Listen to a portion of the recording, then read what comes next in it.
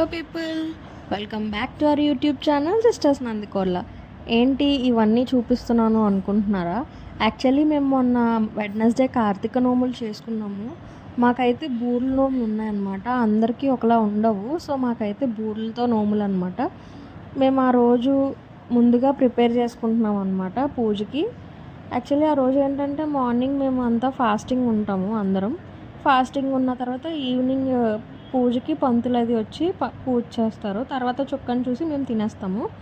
అట్లనే ఇక్కడ ఈవినింగ్ పూజ కోసం ప్రిపేర్ చేస్తుంది అనమాట మా అక్క. ఫస్ట్ బూరెలు అయితే వేసింది, ఇప్పుడు పెరుగు వడలు అయితే వేస్తుంది. పెరుగులోకి తాలింపు వేసేసాక ఇక్కడ గారెలు ప్రిపేర్ చేస్తుంది. మా అక్క గారెల డ్యూటీ ఎప్పుడు మా అక్కే తీసుకుంటుంది. సో అట్లానే ఈసారి కూడా మా అక్కే గారెలు వేస్తుంది.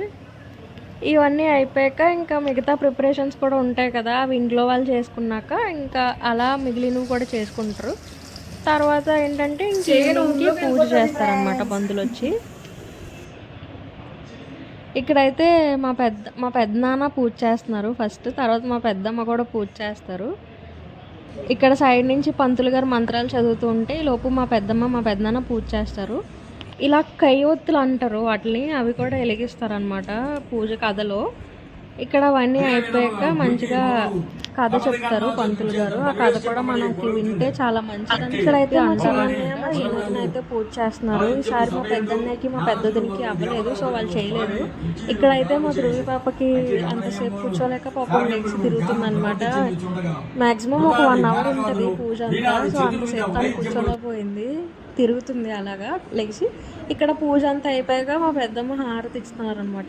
ఇంకా అక్కడితో పూజ అనేది అయిపోతుంది. నెక్స్ట్ చుక్కను చూసి ఏదైనా తినేయచ్చు. ఇక్కడ మా పెద్దమ్మ వాళ్ళ పూజ అయితే అయిపోయింది చాలా బాగా. ఇక్కడ మా ధృవి ఇంకా అలా తిరుగుతుందనమాట. సో అలా వీళ్ళు ఫ్యామిలీ మెంబర్స్, మా పెద్దమ్మ, మా వదిన, మా అన్నయ్య, ఇంకా వాళ్ళందరూ పూజ అయితే చాలా బాగా చేసుకున్నారు. ఇక్కడైతే ఇందాక చెప్పినట్టు మేము బూరెలు నోములు అని చెప్పాను కదా, సో అలా బూరెలు అన్ని ప్రసాదాలు అన్నీ పెట్టేసుకోవాలి. ఇక్కడతో అయితే ఇక్కడ పూజ అయిపోతుంది. ఇక్కడైతే నెక్స్ట్ మా చిన్న పెద్దమ్మల పూజ అనమాట. వాళ్ళకి కూడా సేమ్ పంతులు వచ్చి కథ అది చదివి అన్నీ చేస్తారు. అంతా ఒకలాగే ఉంటుంది. ఇక్కడ వాళ్ళు కూడా పూజ చేసేసుకున్నారు. ఇక్కడ వచ్చి మాకు నెక్స్ట్ అనమాట మా పూజ. మా ఇంట్లో పూజ అయితే ఇలా చాలా బాగా జరిగింది.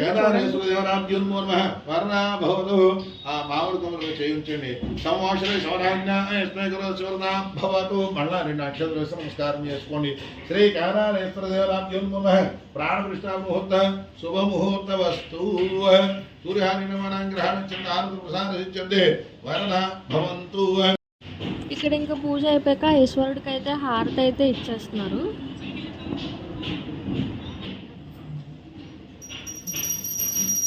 ఓం మేనం పురుషం మహాంతం నారిచోన్నమస్తువారే సర్వాణి రూపాణి విజయశరీర నామాను కృత్వాభిర్దాస్తే సర్వమంగళమాంగళ్య శివే సర్వార్థానికి శరణ్యేంద్రి మృగేదేవి నారాయణి నమోస్తు మహేశ్వర స్వామి దేవతాభ్యో శ్రీ కేదారేశ్వర దేవతాభ్యో నమః.